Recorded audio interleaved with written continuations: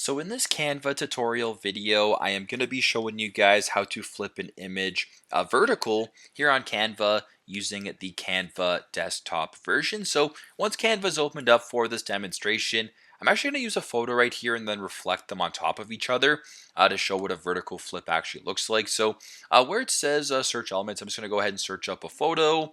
What's a good example? How about New York City? Just like that. So I will go ahead and press on see photos.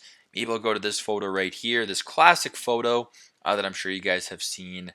Actually, no, I'll use a different photo for an example. I'll use a photo right here of the Statue of Liberty. So this is my example right here. So what I'll do is I'll actually crop it so that it looks like it's in half, just like this. There you go. Now, if you wanted to flip this horizontally, what I'll actually do is I'll copy and paste it so there's two copies of the exact same thing. If you want to flip it, press the image you want to flip, go to the top where it says flip right here, then press on flip vertical.